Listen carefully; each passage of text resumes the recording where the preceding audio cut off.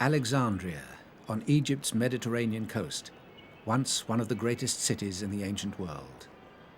It was founded by Alexander the Great in the 4th century BC, and for 3 centuries it flourished as a center of learning and culture. When Antony and Cleopatra came to live here in 41 BC, there were 4,000 palaces and 400 theaters.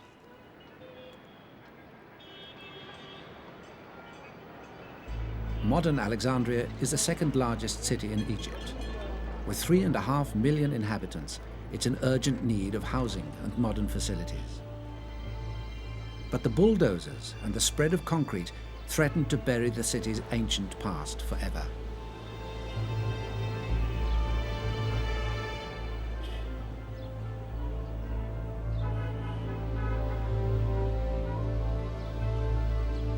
"20 years ago, when construction on a large scale first began, French archaeologist Jean-Yves Empereur came here to excavate sites where buildings were being demolished.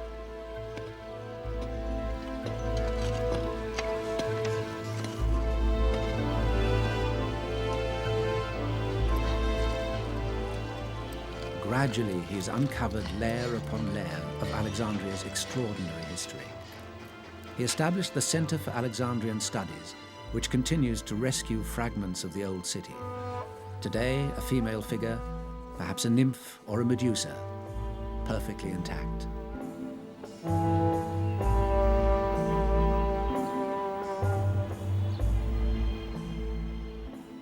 Alexandria once boasted one of the wonders of the ancient world, a lighthouse 400 feet high. Built on the island of Pharos, where the 15th century fort of Kate Bay now stands, its light was visible from 40 miles away.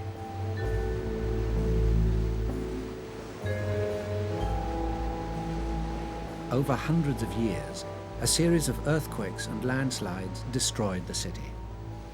Temples and palaces were submerged and buried under layers of sediment. By the 14th century, the last vestiges of the lighthouse had crumbled into the sea.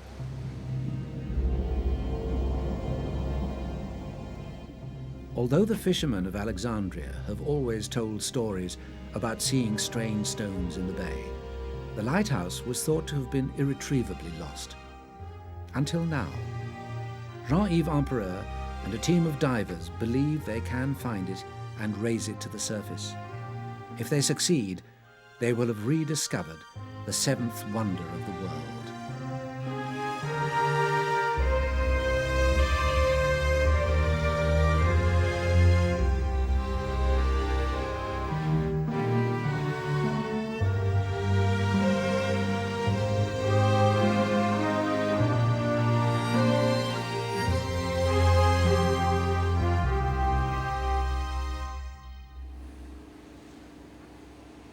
In May 1993, the Egyptian authorities announced plans to build a reinforced breakwater to protect the fort of Kate Bay.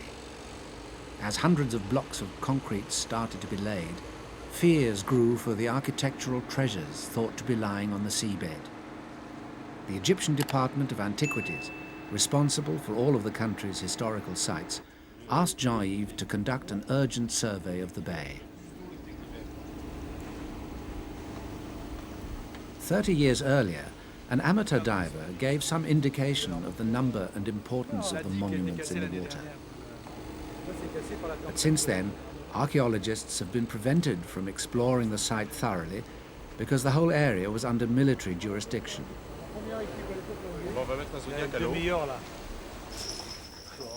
Now it's May 1995, and the rules have at last been relaxed. Jean-Yves sets up camp in the fort, and the first full-scale exploration of Alexandria's waters is about to begin. Avant notre intervention de cette année, nous avions déjà fait une campagne assez courte à l'automne dernier. C'était une campagne d'urgence avec des moyens limités et donc qui continue maintenant, qui a repris depuis le début du mois de mai pour 3 mois de fouilles, 2 mois donc au début de l'été et 1 mois à l'automne. Et on espère qu'au bout de ces 3 mois d'intervention cette année, avec des moyens beaucoup plus considérables que l'année dernière, on arrivera à avoir une idée globale du site et sauver un certain nombre des pièces archéologiques, des pièces architecturales antiques qui se trouvent au fond par 6 à 8 mètres de profondeur. This is the first marine archaeological expedition ever mounted in Egypt. With Jean-Yves is a team of 30 French and Egyptian divers, archaeologists specializing in different periods, topographers, draftsmen and mapmakers.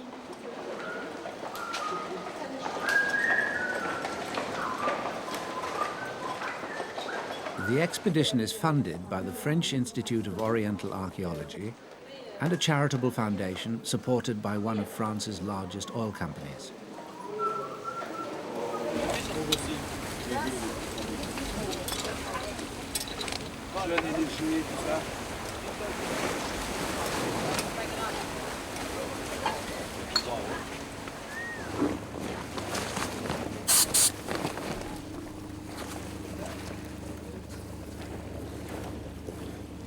Je sous terre ou bien je saute avec?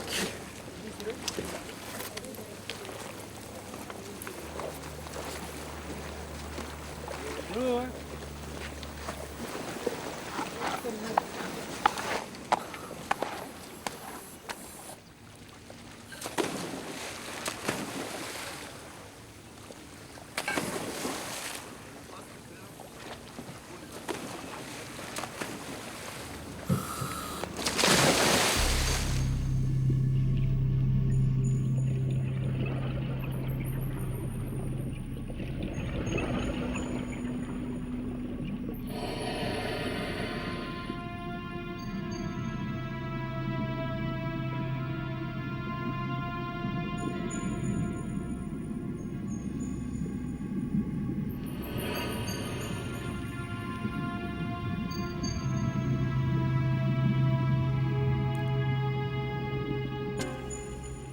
The divers fan out into the bay, following a plan produced after Jean-Yves' brief survey last year.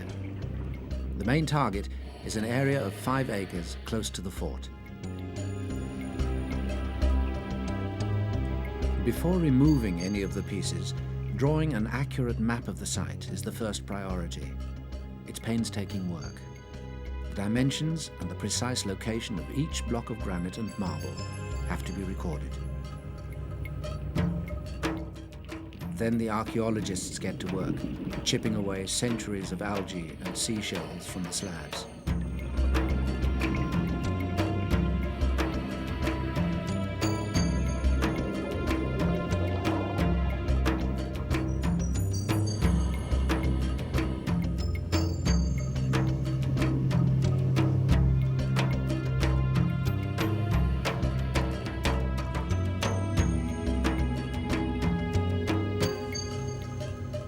In all, 2,000 pieces, many of them fused together on the seabed, must be documented. The drawings and measurements made under 25 feet of water form a meticulous log of the site.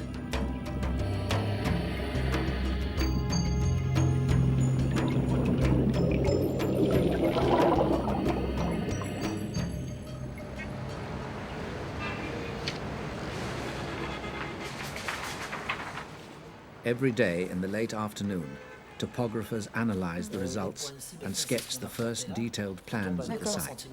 Donc c'est précis. Bon, et est-ce qu'au deuxième passage, tu as eu les mêmes points ou est-ce que ça avait beaucoup changé?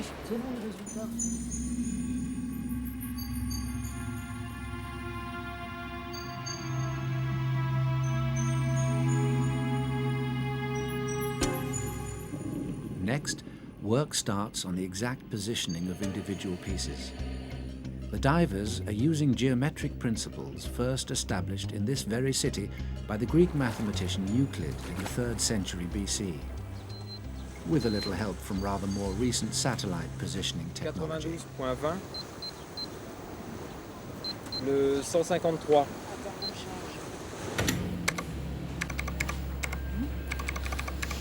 Pour voir les blocs. Les blocs d'hier. Voilà, ça c'est les blocs d'hier. Ouais, là c'est des colonnes. Énormément de colonnes dans cette zone. The process of measuring analysing and positioning takes 4 weeks.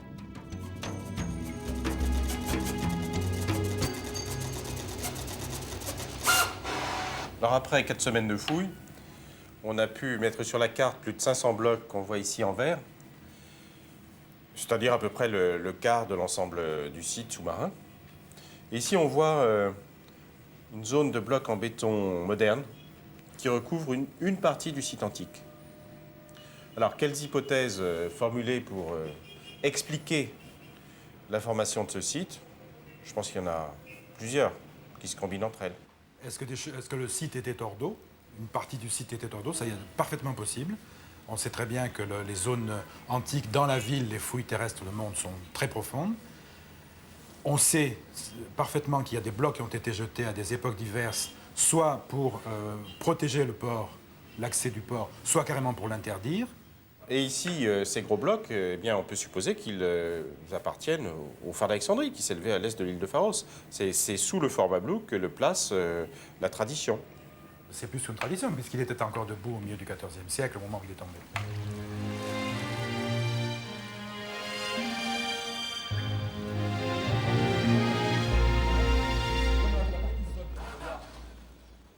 For the archaeologists, the next task is to move the top layer of blocks to examine what lies hidden beneath them.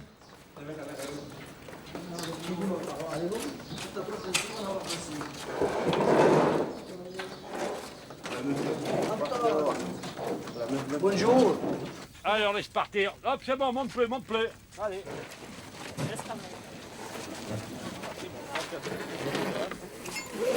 Bon, allez, serre les bras. OK. Voilà. Tire là-bas. The delicate hoisting operation will involve attaching inflatable underwater parachutes to blocks weighing more than 10 tons.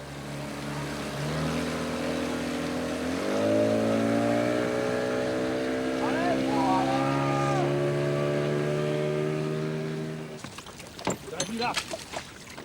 OK. Et moi, je te sens. Hein? Je te sens. Ouais, ben vas-y, pas.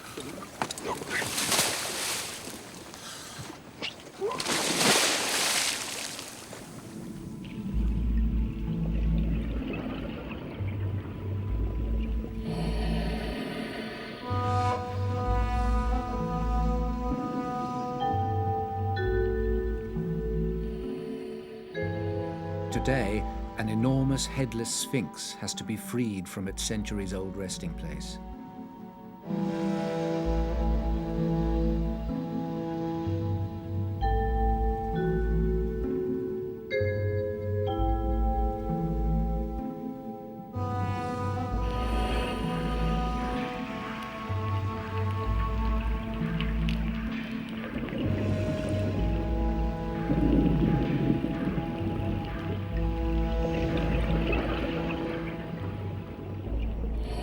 It's an anxious moment when Jean-Yves releases the compressed air.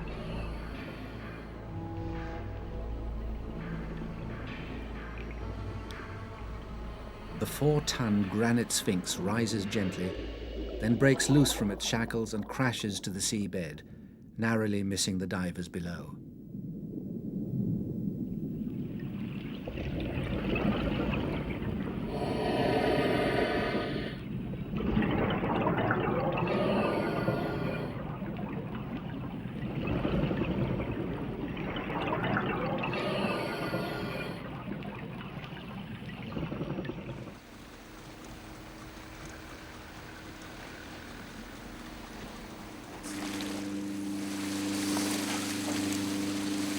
Quick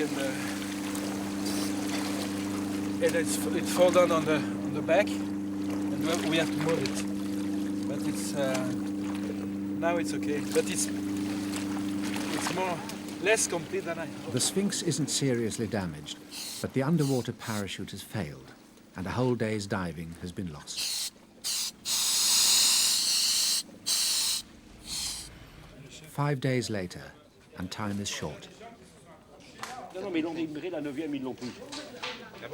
Et là, on verra, peut-être qu'ici, je mettrai peut-être une sangle, parce que s'il est tout petit, on y met une sangle à la place. Moi, je pense qu'elle en fait 15, deuxième ligne de 10 tonnes, 25 tonnes, on est tranquille.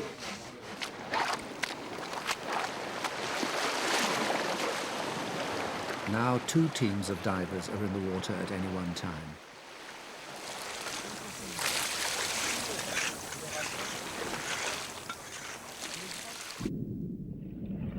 No 2 days' discoveries are the same. This morning, large fragments of an obelisk have been found under a pile of granite slabs. Each of the 3 sections has to be carefully measured and moved.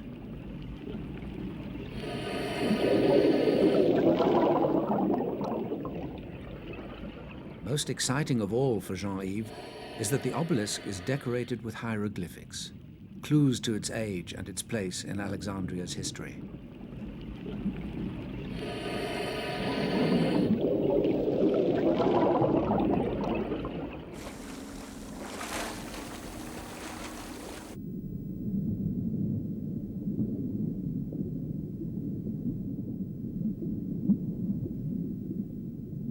The hoisting operation is now running smoothly. Once the inflated parachute has lifted a block free of the seabed, divers guide it to a clear part of the bay where it can be studied later.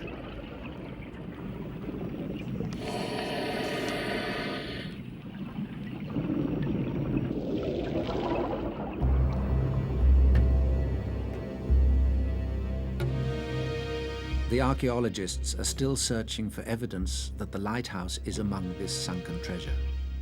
But the birds engraved on these blocks date not from Alexander the Great's time, but from the Egyptian dynasty of Ramesses II.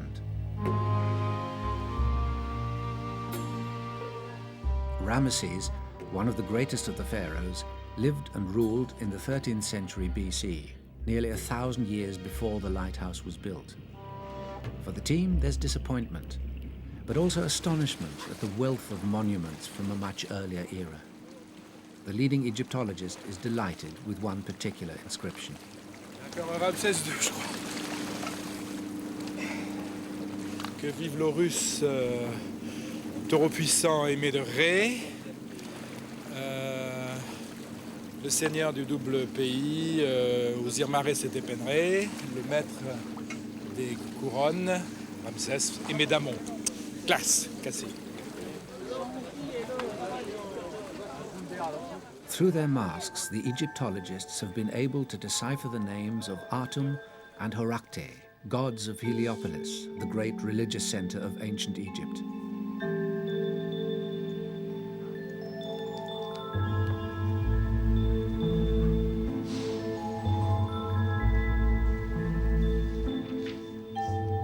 The oldest block of all is an obelisk from the time of Seti I, also in the 13th century BC. Its 4 faces are engraved in stunning detail.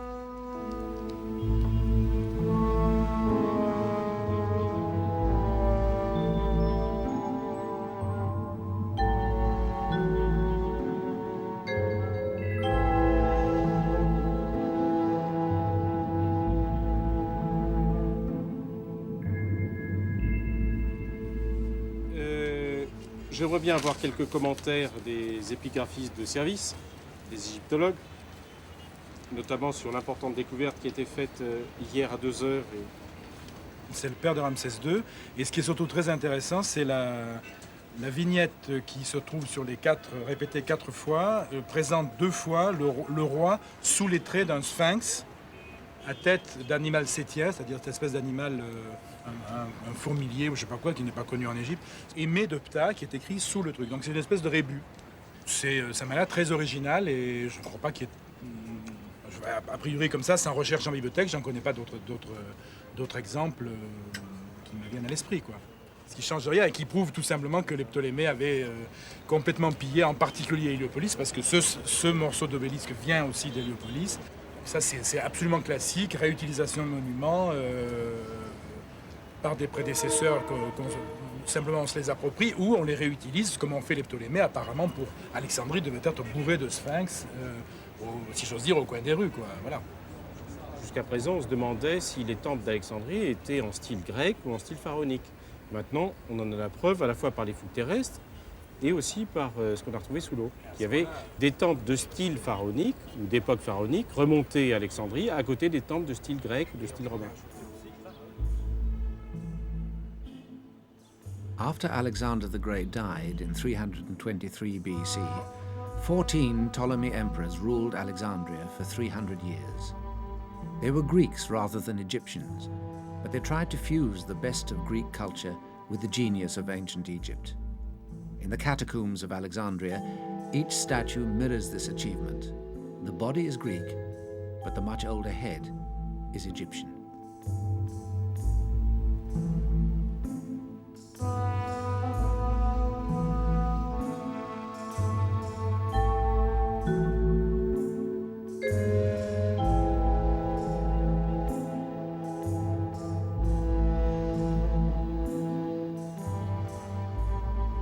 The city enjoyed 3 centuries of unrivaled prosperity and culture. Perhaps the greatest monument to the Alexandrians' confidence and self-expression was the lighthouse itself, revered throughout the ancient world because it seemed to demonstrate humanity's superhuman capacities.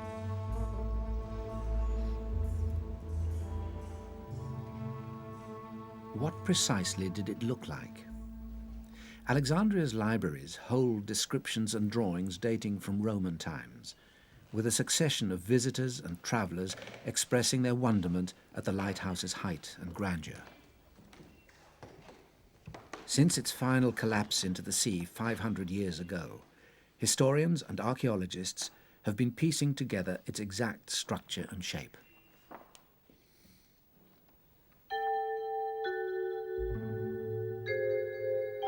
The earliest clues come from Greek and Roman engravings and glass vases and earthenware found as far afield as Afghanistan.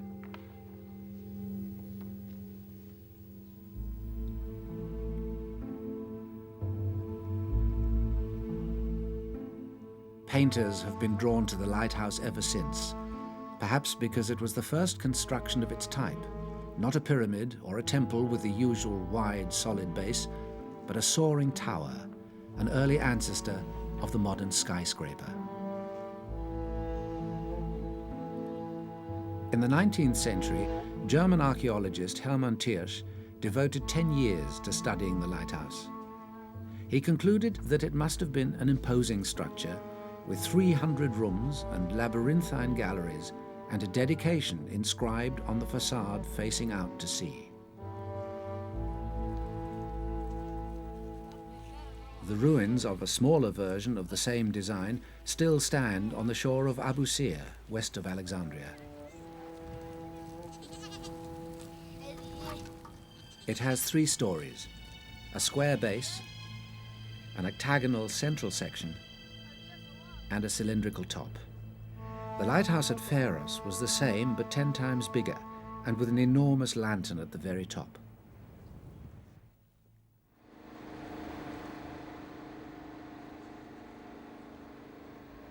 The end of June.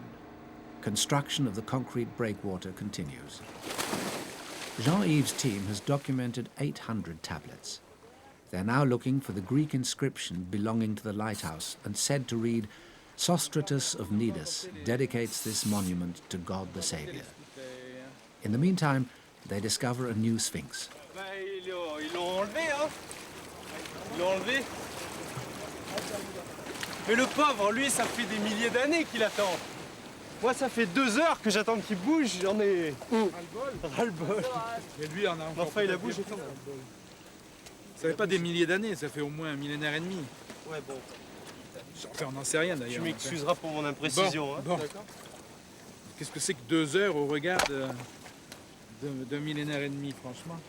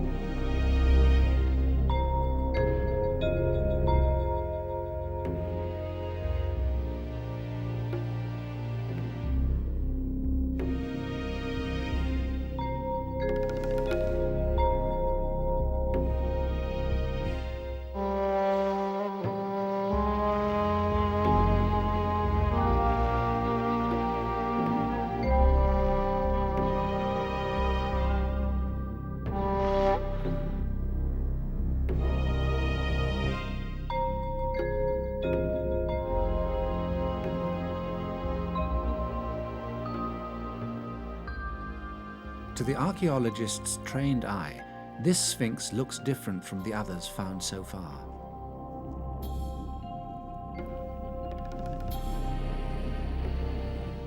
Beneath the centuries of sediment are hidden the hieroglyphics identifying the pharaoh to whom the statue is dedicated. Unlike the others, this is not Ramesses II, but Psammetichus II, who came to the throne in 594 BC, nearly 700 years later.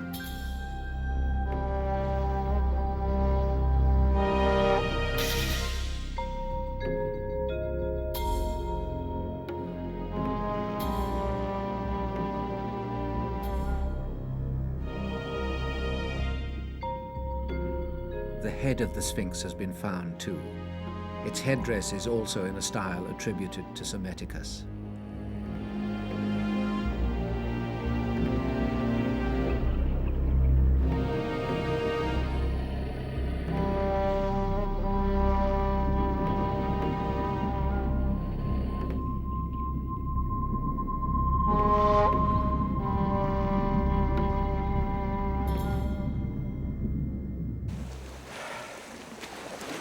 Very beautiful. Très beau. Et ce n'est pas Ramsès II.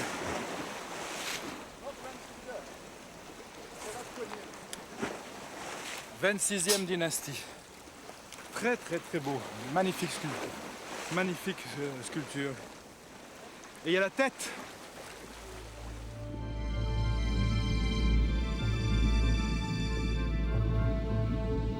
As the first phase of the excavation comes to an end, the sheer quantity of new discoveries is staggering.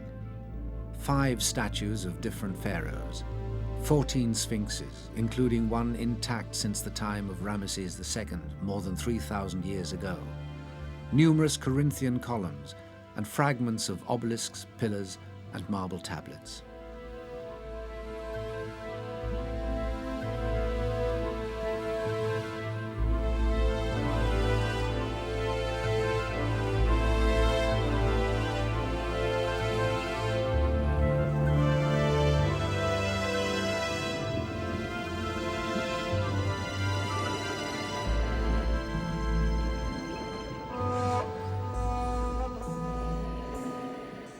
The most important of these finds will provide archaeologists with invaluable data.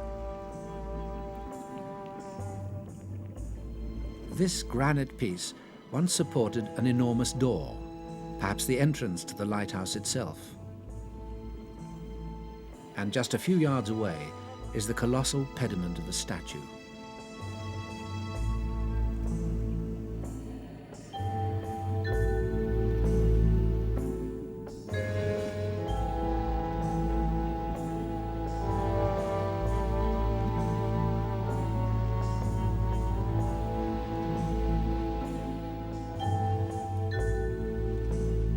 Close to the fort of Kate Bay, blocks weighing more than 75 tons suggest that a huge structure once dominated the area.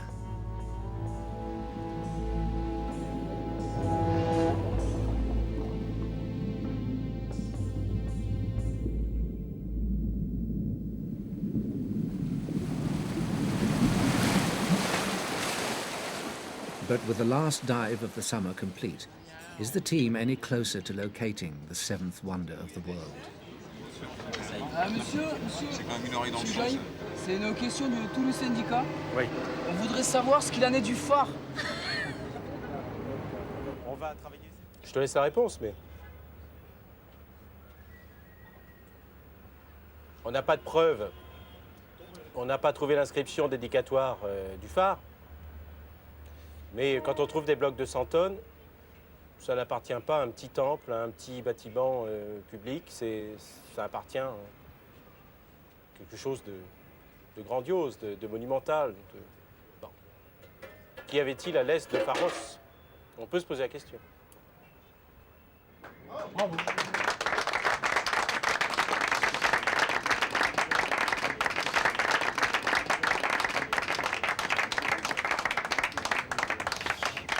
On peut pas voir.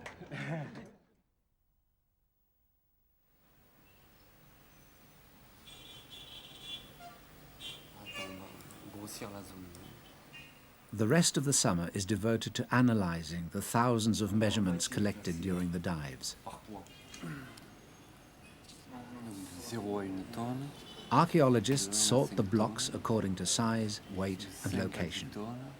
Jean-Yves' assistant, Dominique, highlights all the blocks which weigh more than 10 tons.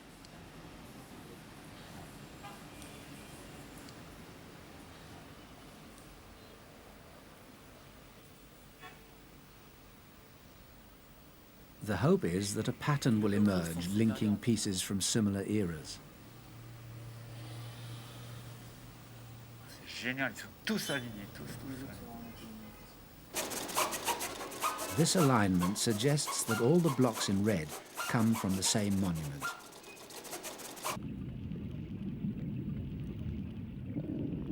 Jean-Yves is confident that he now has the evidence to show that the unusually long block broken into two parts, perhaps by an earthquake, once belonged to the famous lighthouse.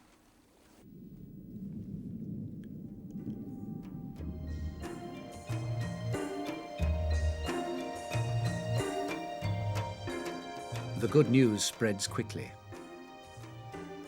The Egyptian Department of Antiquities feels vindicated for opening up the bay to exploration. And in the alleys near the old port, Alexandrians read about a new chapter in the city's unfolding story.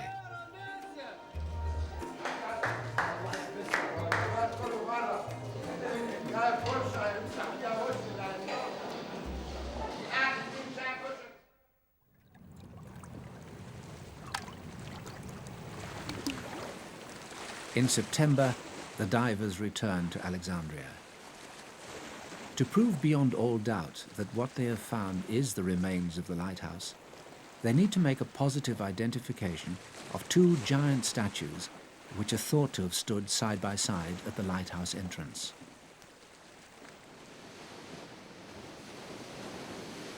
But the Mediterranean weather at this time of year can be treacherous.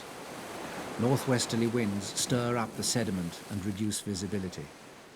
Before long, winter storms will make diving impossible, so the team has just a few precious weeks left.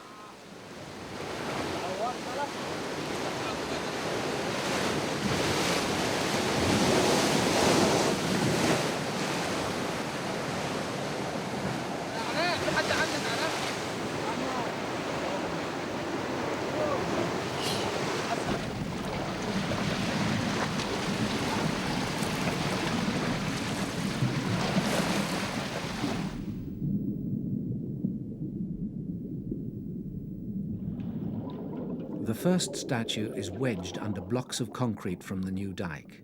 It's huge and headless. 2 inflatable parachutes are needed. The statue is so heavy. To lift it needs a carefully planned operation lasting 5 hours.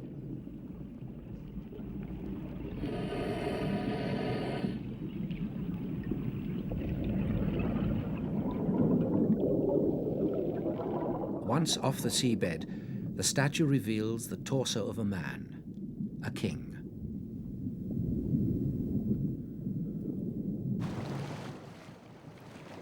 "30 years ago, an Egyptian amateur diver, Kamel El Sadat, raised another similar statue which now lies in the gardens of the Maritime Museum of Alexandria.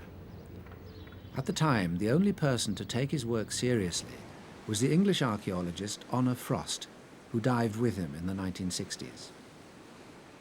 Since Kamel's death, she alone can confirm whether the 2 statues once lay side by side in the traditional pose of a royal couple. Mon Dieu, vous êtes en forme. Ah bah oui, oui. Mais même... Jean-Yves has invited her to Alexandria, hoping that the memories of 30 years ago are still fresh in her mind. Ah bon, mais excusez-moi, je vous ai pris pour un des plongeurs de Marseille. Mais c'est vrai, il est Je suis marseillais, je suis plongeur, mais c'était pas moi. Bien, normalement, tous ces jours-ci devraient être des jours calmes, avec plutôt du vent du sud, Inch'Allah. Inch'Allah.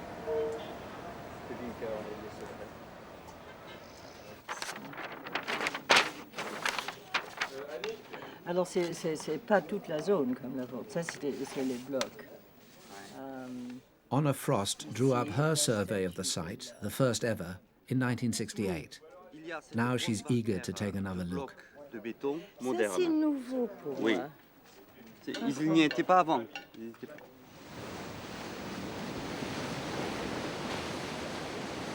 Alors, nous mettons à l'eau sur l'espèce de slip qu'il y a là-bas. On va remettre l'échelle en place aujourd'hui parce que l'échelle a été enlevée par la tempête il y a 3 jours. Moi, je descendais de là. D'ici. Vous voyez, juste derrière la grue là. Ah oui.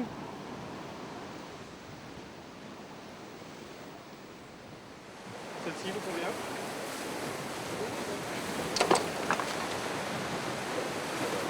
Et donc on voit très bien la poitrine, et donc on voit très bien que c'est à l'eau. Ah bon, que c'est pas joli. Et juste à côté du colosse, il y a un certain nombre de blocs déjà. Un bloc d'Apriès par exemple, il y a une tête d'autres colosses. Et ensuite, Il y a une tête oui, d'autre colosses. elle est haute comme ça. Ah.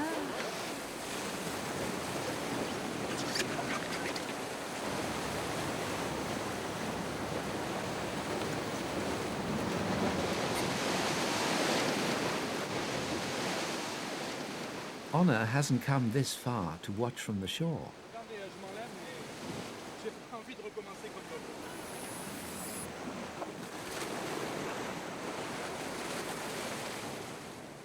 She's 75 years old.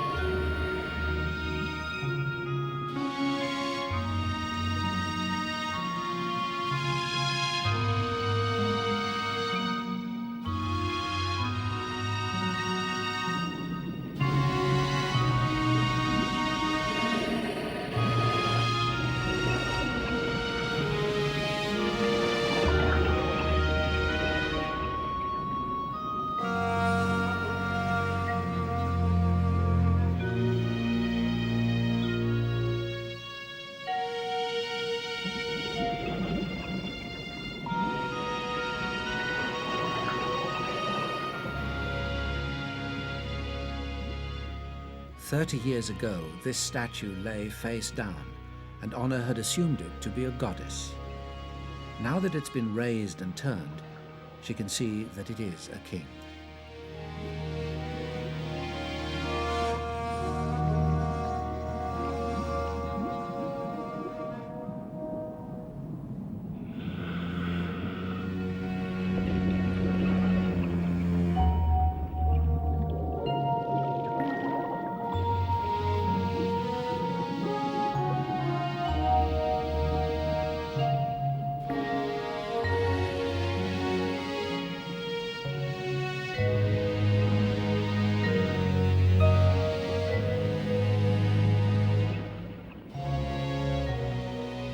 A magnificent crown, the right size and era.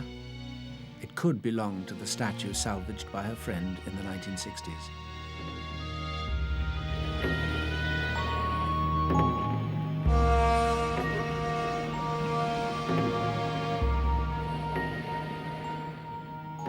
The last exhibit on Honor's guided tour is the head of a sphinx, lovingly cleaned and awaiting transfer to a drier, more accessible museum on land.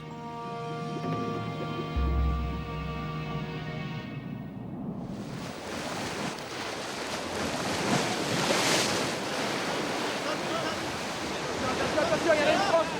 Donnez-vous bien.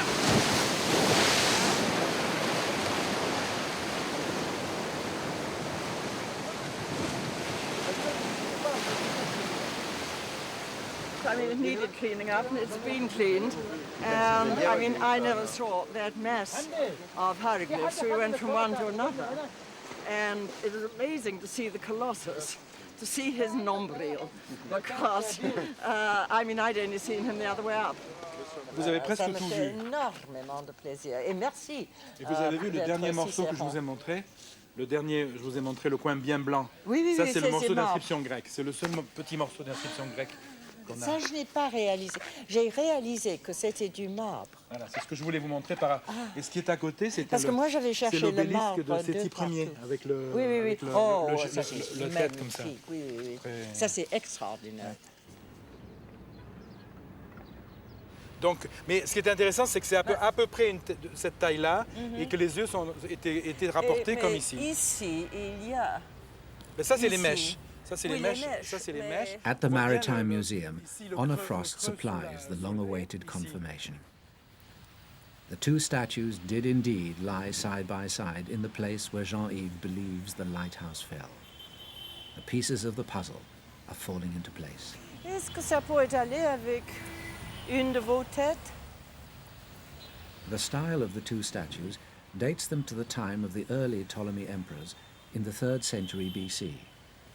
They depict Ptolemy II, the builder of the lighthouse, and his wife Arsinoe, portrayed in the Egyptian style as pharaoh gods. Together they keep watch in front of the lighthouse, supported by immense blocks of granite.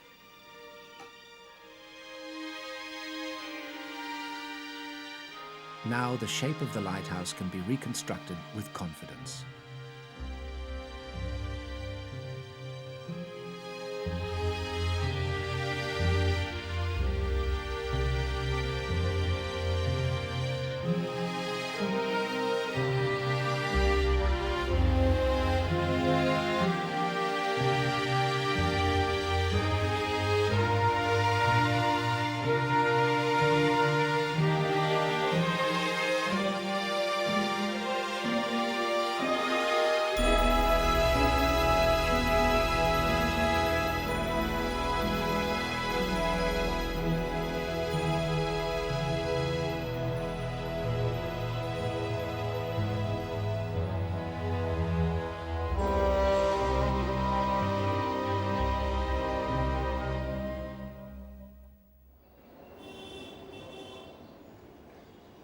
The beginning of October, and Jean-Yves' mission is complete.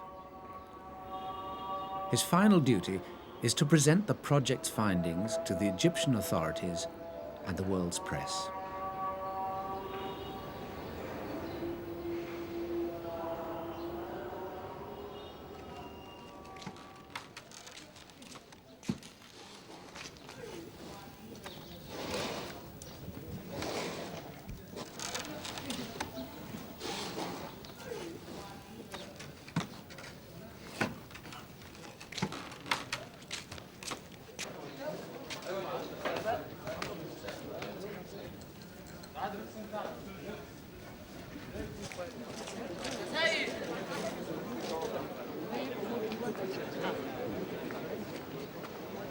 Notamment Mohamed Mustafa, Mohamed El Sayed et Samar Ramsis. Vous en avez 3 que vous pourriez peut-être interroger là.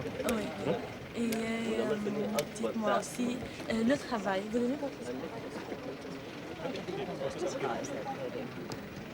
And so, it's certain part of life. I said there was another lot. Yesterday's enemy, the barge used to help construct the concrete breakwater, is now called into service for a special display of archaeological salvage, designed to impress the VIPs and the cameras.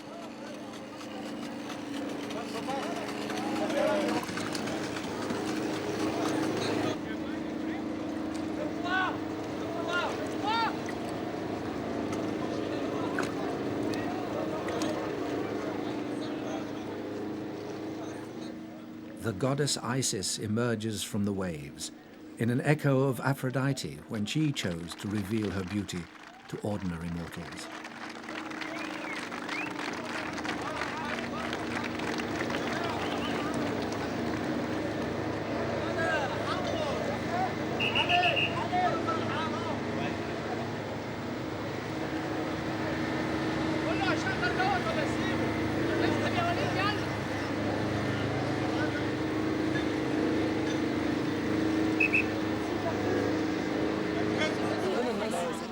The Egyptian Minister of Culture and the French ambassador share the spoils.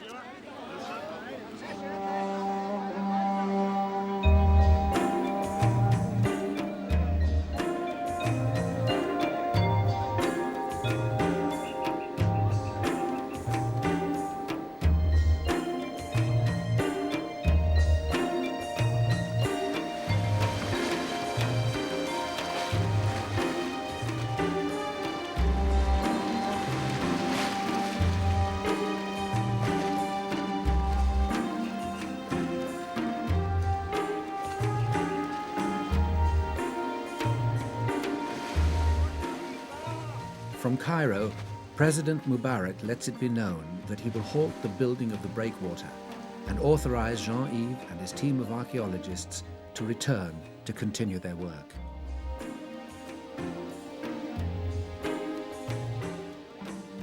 The site has been saved, and further, more detailed excavation can be planned. The next priority is to find the marble cladding of the lighthouse and the giant statue of Zeus which stood at its summit. In time, the treasures of ancient Alexandria will at last see the light of day.